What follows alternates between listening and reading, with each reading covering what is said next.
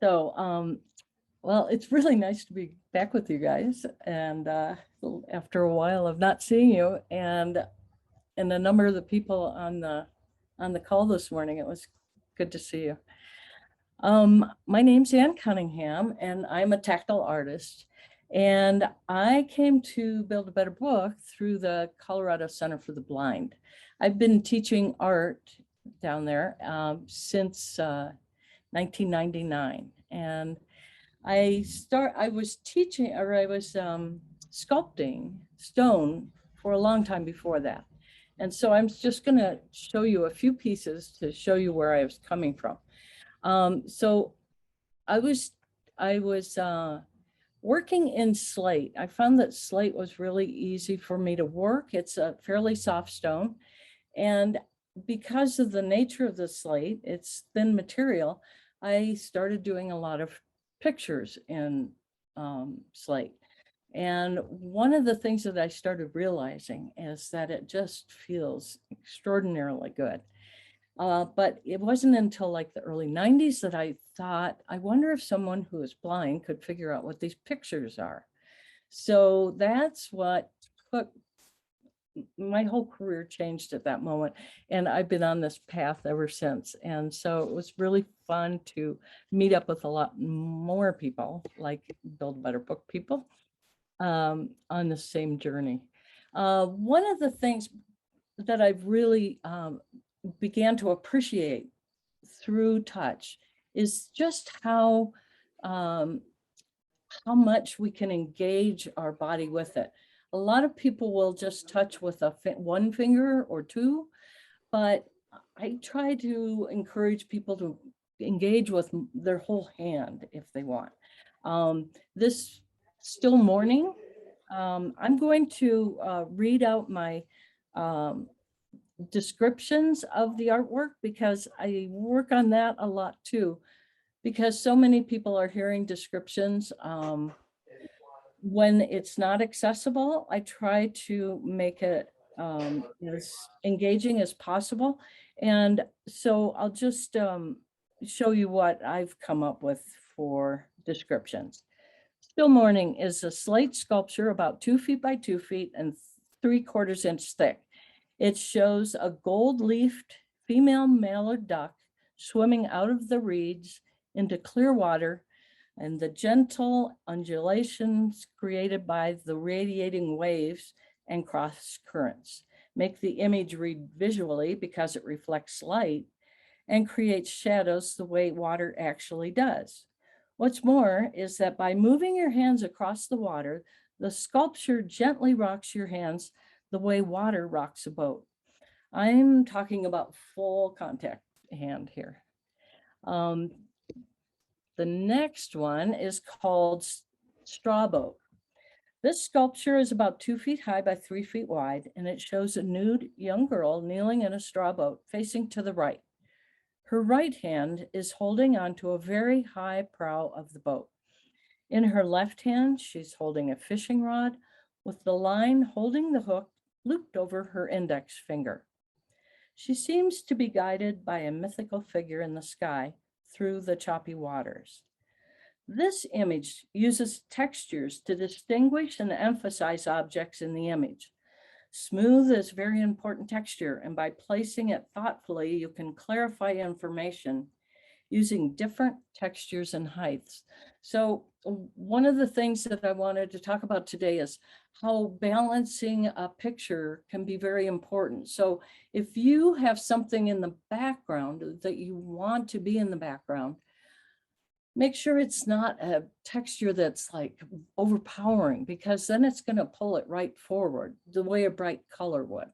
So I think Shalini was talking about that, you know, using texture in the same way you would use color in a visual work of art. And that's true with Still Morning also. When we're doing low relief works, the light will bounce off an object much the way it looks in a picture. So it's just interesting that a small amount of shape, of form, maybe in a 1/4 inch range, can still mimic visual imagery and tactile imagery so well. So if you're careful about how you juxtapose the different textures, you can really get a lot of color into a picture. The next picture is called Sequence, and this is the sequence a rabbit takes when he does one hop. This is, it shows a larger than life rabbit in one of 3 phases of a bunny hop. This image is the original slate piece that I sculpted. It is 13 inches high by 4 feet wide and 3/4 inch thick. I took a mold off of this piece and cast the background in plastic, and it's black plastic, so it looks very similar to this piece. I coated the surface of the rabbits with a flexible rubber and placed a 3D printed skeleton on the inside. So that is what you're seeing here. So there's black plastic on the surface of the model where the background is. This brown foam is right behind a rubber coated surface of the rabbits. The white that you're seeing here is a 3D printed skeleton.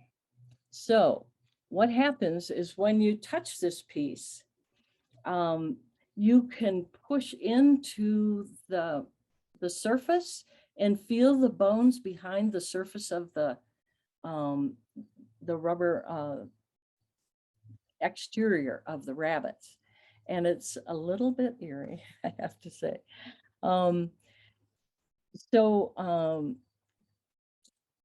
It mimics, really mimics the soft tissue around the bones.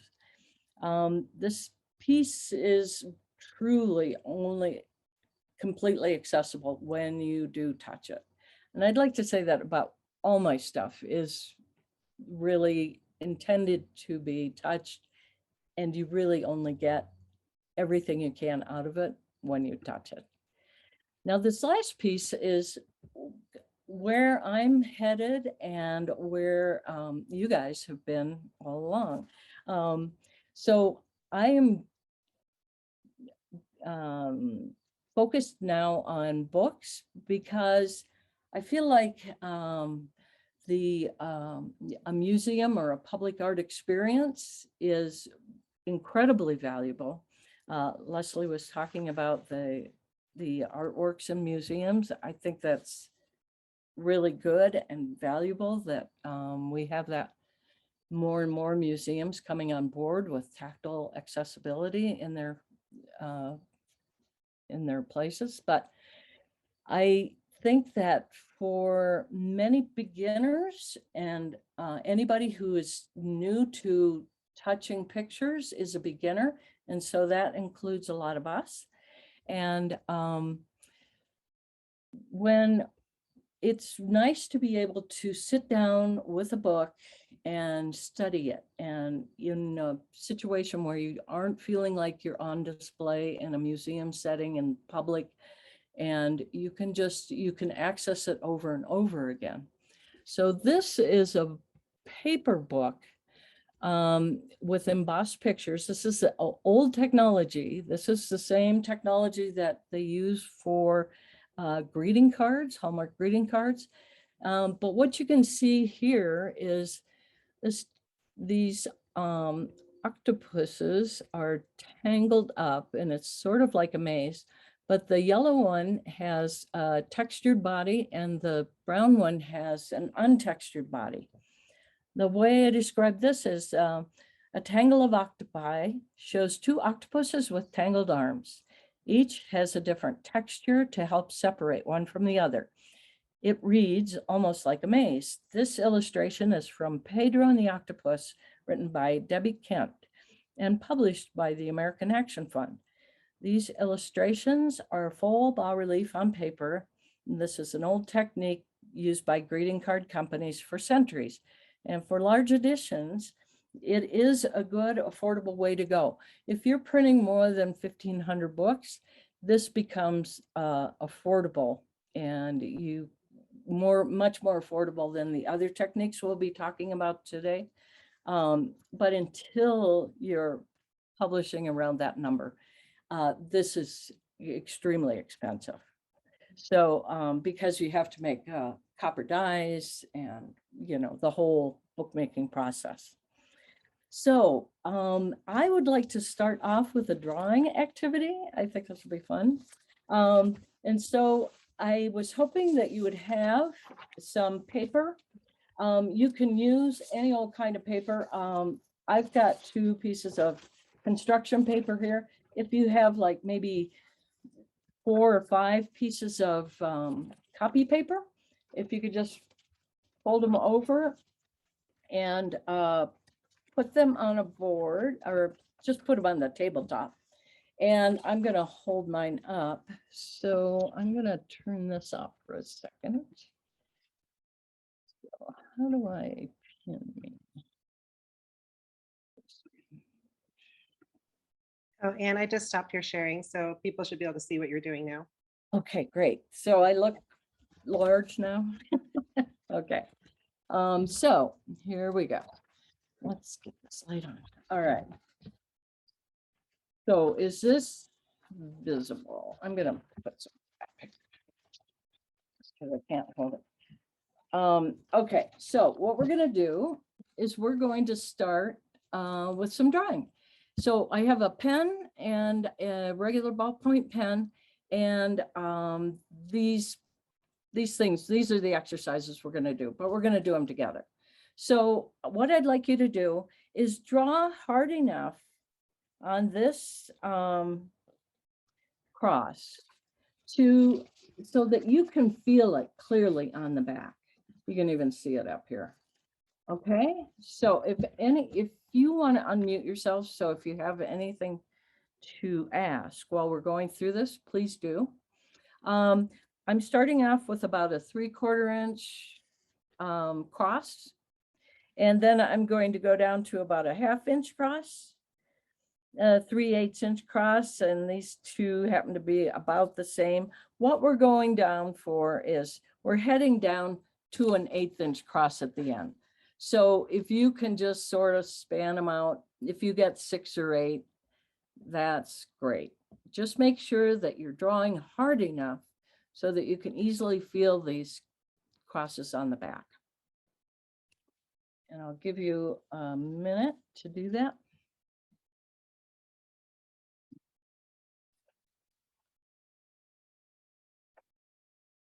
All right, now let's turn over the paper and let me know if you need more time. Let's turn the paper over onto the back side. And I want you to go down. You don't need to look at this. Just feel it and see which one is clear. Can you clearly identify that the top one, the largest one, is a cross? And the second, and the third, 4th, 5th, 6th. Okay. Was anyone able to clearly identify the 1/8 inch one? Yeah. So I see one person has. Anybody else? Maybe you could go off mute so that we can. For me, it's really hard to determine, Is it? Okay. but I can't determine that. Well, I don't know. I pressed really hard. It might have been also the type of pen I used. I'm not sure. Well, if you can feel I mean, it. I can feel it. I feel like it's just hard to tell. Yeah. 2 lines, right? Like it Right. feels more like kind of a small squiggle. Right. I can't tell if it's a dot, a poorly drawn dot, or what. I can tell this, the large one at the top, I can clearly tell. I'm good here. I'm good here. I'm down to the 3/16 or 3/8. I could study it and tell, but down here, I don't know that I could study it and still tell. Yeah, so I'm gonna say my comfort level is around through like 3/8, little bigger than 1/4 inch. So, what this is an example of for me is, so what this says to me is that the cross is not the difficulty, it's the size. And so I know that a lot of people will say, and not people here, because we've clearly heard it already today, that it is not the size of the thing that is, it doesn't have to be simple. It just has to be large enough. And so here's that. You can embody this truth now, you know, by trying this.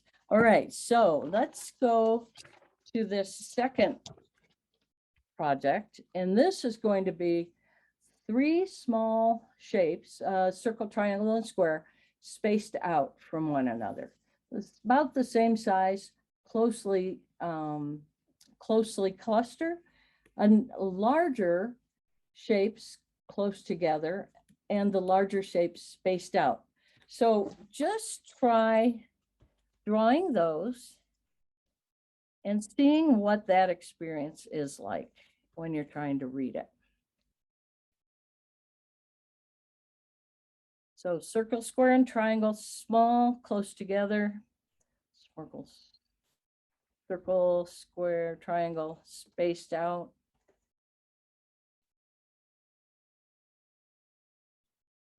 Small and then large. And then try seeing which ones work okay for you.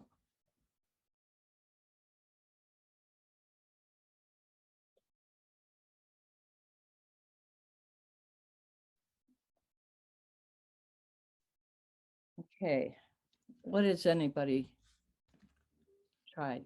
What have you found out about that?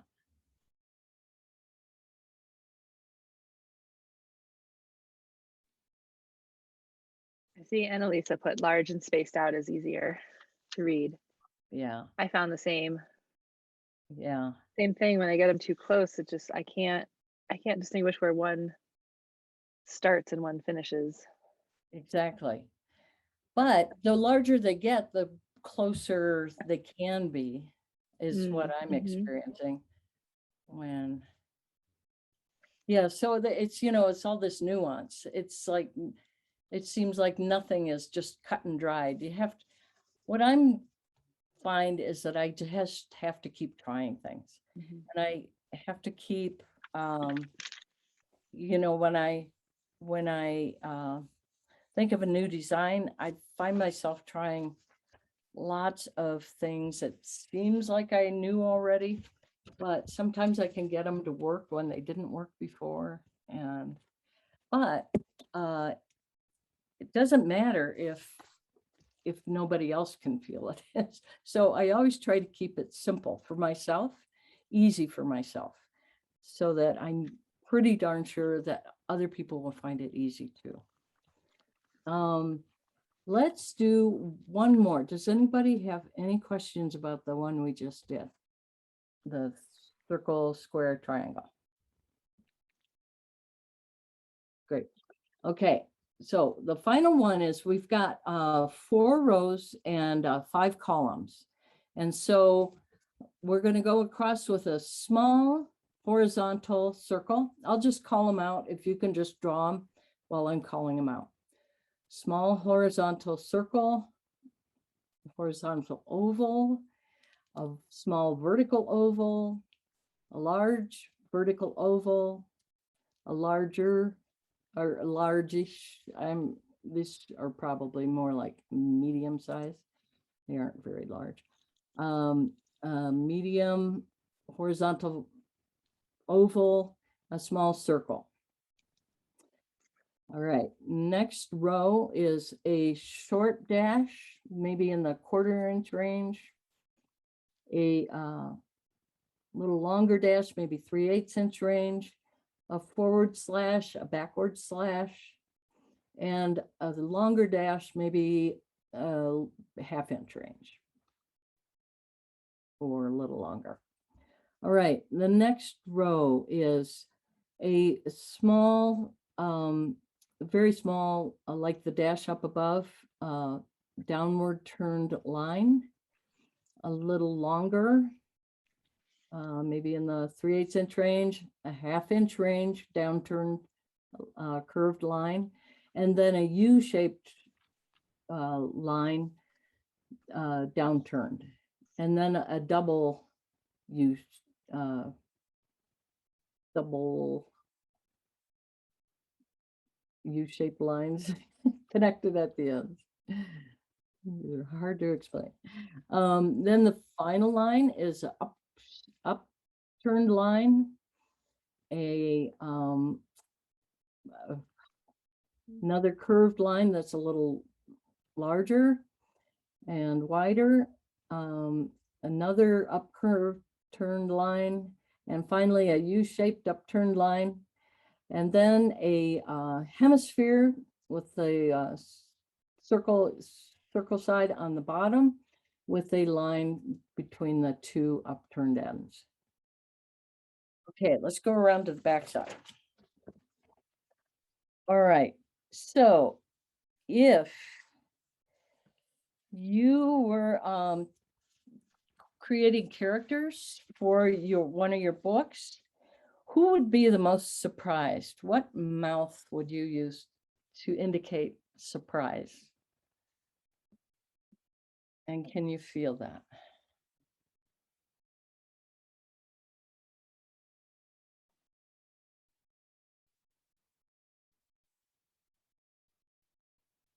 Vertical oval. Lisa, the vertical oval, but the larger one is easier for me. Maybe made my small one a little too small.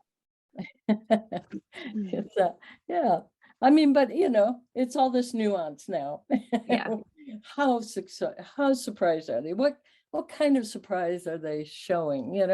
It's like, this is where you can get such subtleties into your expression. Like, who is the unhappiest here?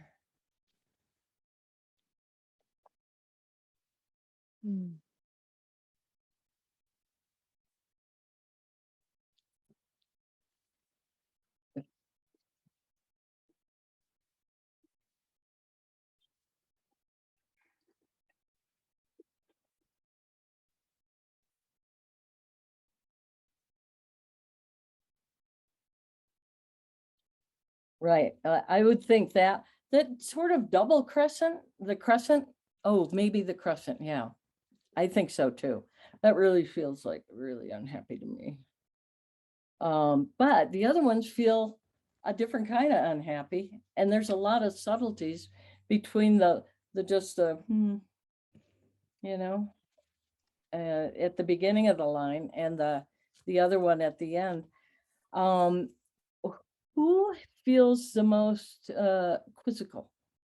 Which mouth would you like if you didn't, like,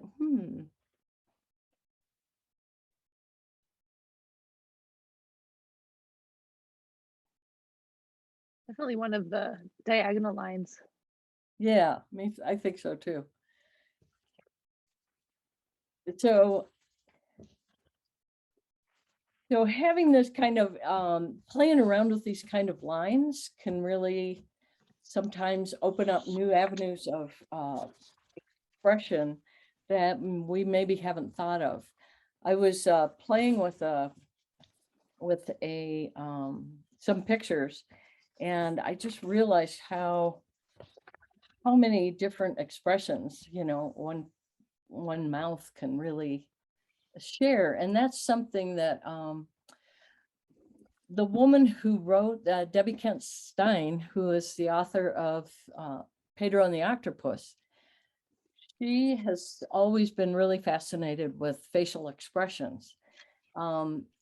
She just hasn't ever had much experience with them, and her face attests to that because she has a wrinkle-free face. but she she's always so curious about how people use their faces. And that is not to say that blind people don't use their faces to express emotions, because plenty of people do. But not everybody does have that background and that knowledge built in. So it's just sort of interesting. So this is a good task that I like to do actually fairly often, because it reminds me of where my tactile abilities are, because I'm not, well, I guess I am. I'm reading stuff with my fingers all the time, but I don't know. It's sort of like getting back to basics, and it really helps. So, talking about basics. So let's talk about some different techniques to make pictures. And these are sort of these are different than what we talked about earlier today. This is the swell machine. And collage, we did talk about collage some. And then the Cricut cutter, there's some techniques with the Cricut cutter, and then the thermoform machines I'm going to go into a little bit today. Any one of these techniques are really, there's a lot of different things that you can do with it, and you'll discover more and more as you gain more expertise with them. So when you're thinking about getting things for your lab, you might not want to go too overboard with all three. Think about which one sounds the best for you and become expert at that, and then think about expanding your tools to encompass more. Any one of these can welcome in a beginner. They're all good for beginners, and this is with a few sighted interventions. These can work really well for blind students or blind participants as well as sighted. And so let's talk about this is the swell machine. Now this is about, let me get that over there. I don't know if that's something you're seeing or not. So this is a swell machine, and it's a very simple machine. It has fans inside and lights. It has two controls. It has a switch that turns up or down the light. So if your work isn't coming out well, try adjusting this. And this is the on-off button. That's it. And this is the part where I losing track. So here is an image that has been thermoformed, and it is raised up. I don't know, it's not much, but it's more than a Braille dot. So it's very easy to feel. And what it is, this paper has a coating on it. So there's a back side that's a little slicker, and this is a little oilier. I don't know, it's rubbery, maybe a little bit. You'll figure out the first time you Xerox onto the wrong side, which side is the right side. You can Xerox on, copy images onto this in your printer, as long as your printer has carbon in the ink. It's the carbon that absorbs the heat from the light and pops these little teeny tiny crystals or capsules that are in this this matrix that's spread onto the surface of this paper. So that's why wherever it's black, it's going to raise up.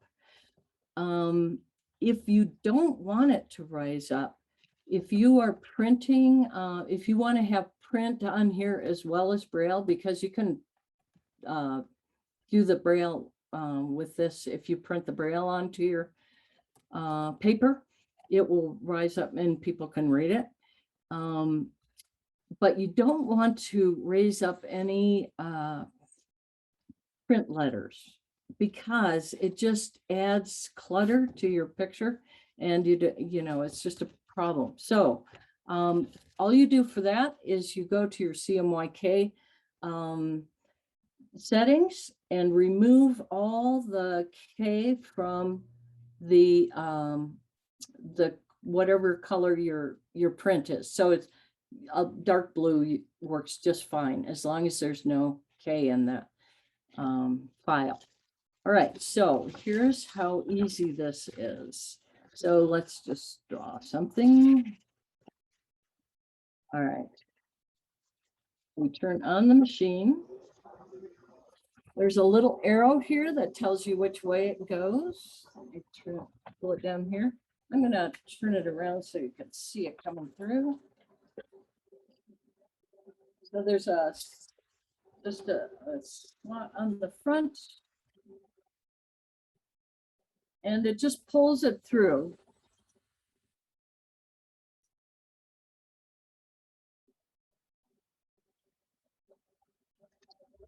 All right, so here it is, and this is all enhanced. It's very easy to feel. All right, so that is that machine. It's about $2,500.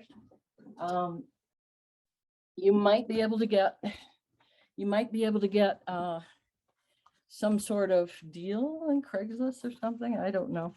I don't know how often they come up, but the paper is not cheap. It's $1.50 to $3, depending on, they have sizes up to, that I've seen, 11 by 17, I believe.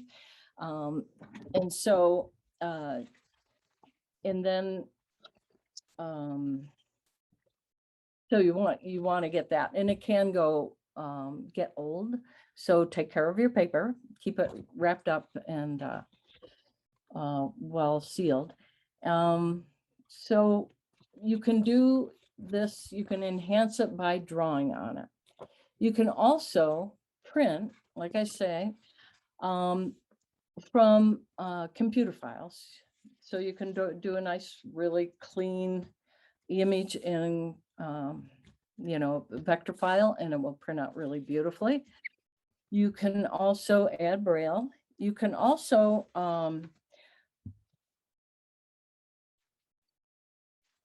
do photo images. So like this. I'm gonna share my screen one more time. And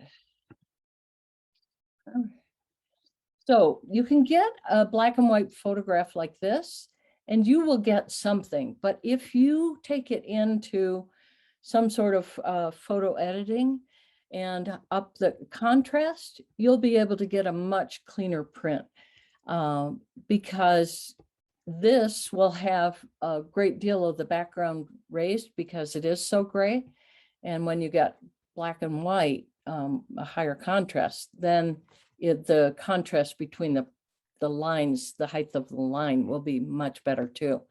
This is not a great, it depends on what you wanted this picture for, whether this would be a great picture or not. If it was a specific place that you were headed to, this would be really work. You know, people would know that when they came through a rocky field and came to a rocky outcropping, that there might be a tree off to the left that, for whatever reason, you're now there. So, you know, it depends on why you're doing this, what you need to do it for. I also have students frequently. I have them. Okay, we're going to stop sharing. How do we do that? There we go. So if students do some sort of collage in flat paper, it can be Xeroxed onto a black and white file. And this will be legible somewhat. If it was strictly black and white, it would be far more legible. So it just, like I say, it all depends on what you want. But students who are blind can fully participate in this kind of activity. If you don't want to cut, you can tear, you can combine drawing and paper. And then when they have completed their artwork, they can Xerox it onto the paper and enhance it. And a majority of that process can be unaided, non-visually.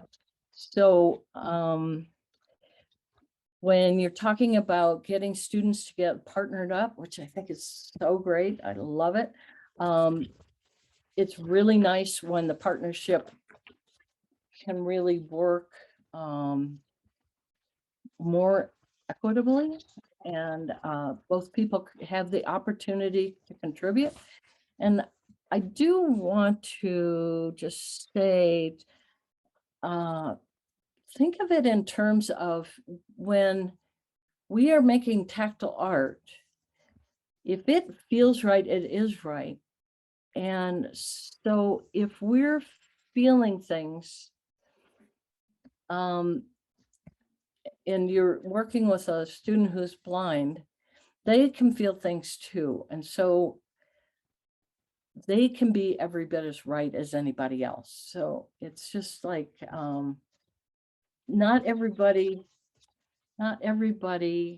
remembers that, not even the students, just because it's not the world we've grown up in, people have been told that this is going to be inaccessible to them, and they think that of art as inaccessible. And so it's sort of like just not something that's at the front of everybody's mind. And so it would be nice to remember that when we're working with people.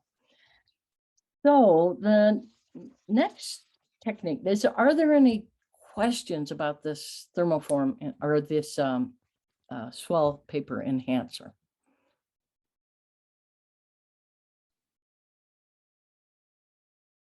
Okay, so let's go on to the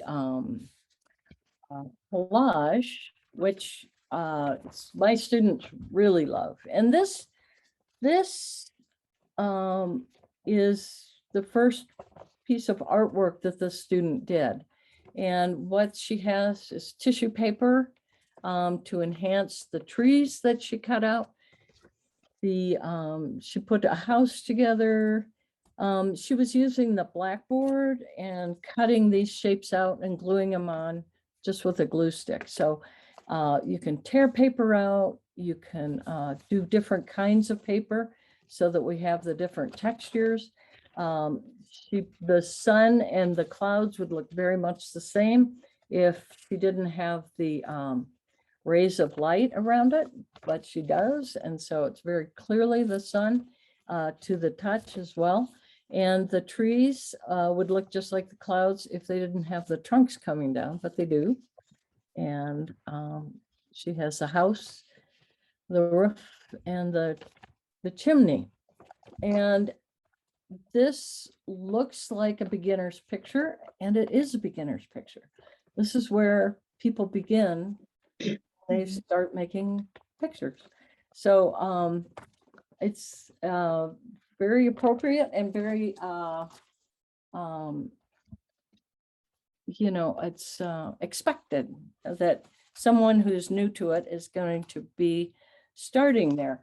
One of the things about this book is that it's a book that I did on embossed paper, and it's a baby book because the story is a baby book. But if somebody's new to pictures, this is a really great place to start because it has the pictures are called spot pictures, and it's where it's unambiguous. If you find this object, you know, this texture here, and you're told it's a sock, you can analyze it, and you aren't running into other things like, oh no, now you're off the sock, now you're onto the carpet or something like that, or no, that's the kid's leg. It's just a good place to start because everything you're touching is just the sock. So it's a great place to start learning about how pictures work.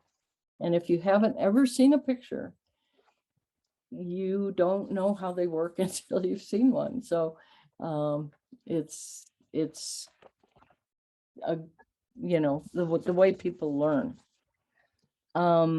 So one of the other things we've done with Collage is work with the Cricut cutter to create a collage. So I'm just going to run this little video. It's How to about 3 create minutes. tactile pictures using a Cricut cutting machine. Tutorial by Nicole Johnson and Ann Cunningham. The techniques in this video are centered on using a computer-driven desktop cutting machine. We recognize this technique requires a visual mediator, but still has value as a means of producing multiple copies of clean-cut tactile images. First step is to sketch out a design. Next, draw out the sketch in a vector drawing program. The top layer is the complete outline, and the details can be fit in 1 or 2 middle layers. Once the layers are saved individually as an SVG, we can now pull them up in the Cricut design space.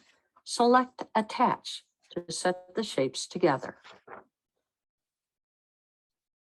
Recenter the 3-hole punch to the mat.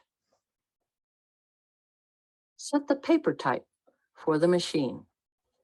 Now you're ready to cut your paper layers. Feed the mat into the Cricut machine to begin cutting.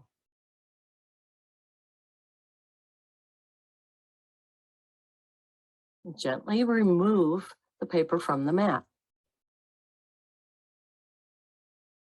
Continue the process until all the layers of the design are cut.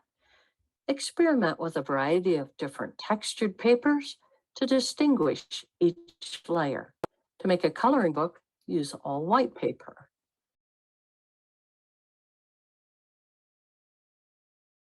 Three-hole punch the backing page and fit it onto the pegboard.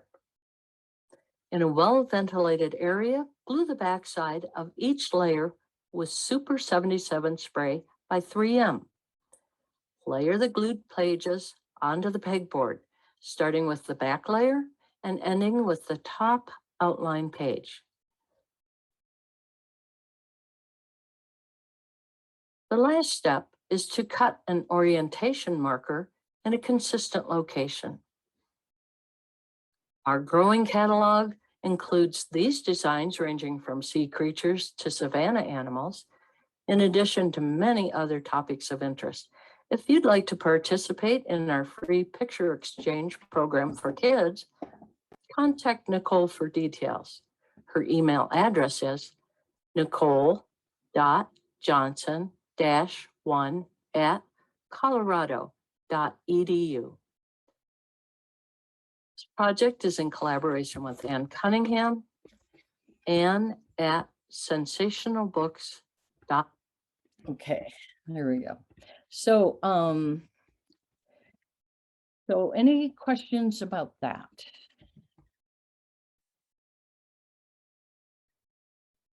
Okay, great. So the next thing that I was going to talk about is Thermoform. So here is a short video on the Thermoform machine. We are in my studio, and I am going to give you a very quick overview of the Thermoform machine. Here's a control panel, an on-off rocker button, a timer for the vacuum and the heat control. The heating elements are up under here, and this heating element slides forward on a rail over the vacuum area of the machine. This frame creates the vacuum, the airtight vacuum on the machine. So here's a picture that's been prepared already. We can talk about this in person, but I want you to see how this goes. So we put this on the right, in the right orientation so that the rubber is covered up and will create a good seal when this latch is pulled forward. Now I pull forward the heating element and it's timing. This is controlling the time. At some point, you'll hear the vacuum come on. At that point, we push the heating element back. We can wait a second if we want to just let it cool a little bit, because what's happened is the plastic got hot. Then the soft plastic was vacuumed over this form. And now we can turn off the pump and pull this up. And now you have your image and you'll be able to see it for real right now. Okay, so sort of for real. Okay, so here's this. Here is the kind of image that I'm working over.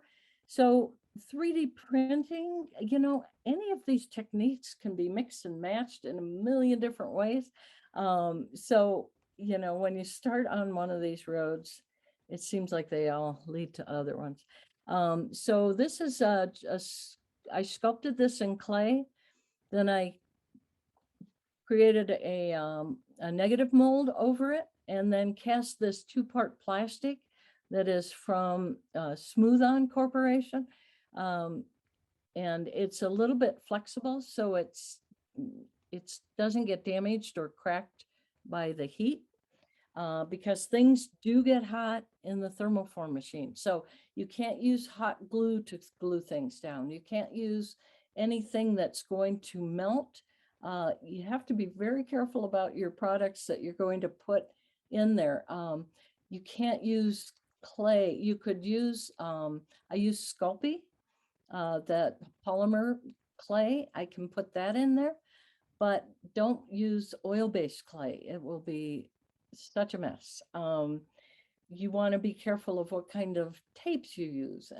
You don't want to glue to your screen or anything like that. So beware that this whole process does use a lot of heat, and your materials have to be able to withstand that heat. So so here is that drawing that, or the image that we just had. This sculpture is quite high relief comparatively. A lot of people like it. It can be, the paper or the plastic paper can be printed so that then you get a much more dynamic type of image. So, you know, a lot of people, this is attractive to a lot of kids, not just kids who are blind. So there's, you can do bigger pages. It's American Thermoform is the machine that I have. It too is about $2,500. These pieces of paper are much less expensive than the swell paper. It depends on how many you get at a time and what thickness. This thickness is much less than this one. You can see. So these are about a quarter a piece, maybe. This is probably maybe a dime or something like that a piece. So and then when you prepare your books, if you are careful about how you design them, sometimes you can get 2 pages out of the same piece of paper. The largest format from American Thermoform is 11 by 11.5, which is a Braille paper size. So I would be happy to answer questions. I just want you to all know that if anybody wants to brainstorm, please feel free to contact me. Always happy to talk about this stuff, and I'm really happy to be on this journey with you guys.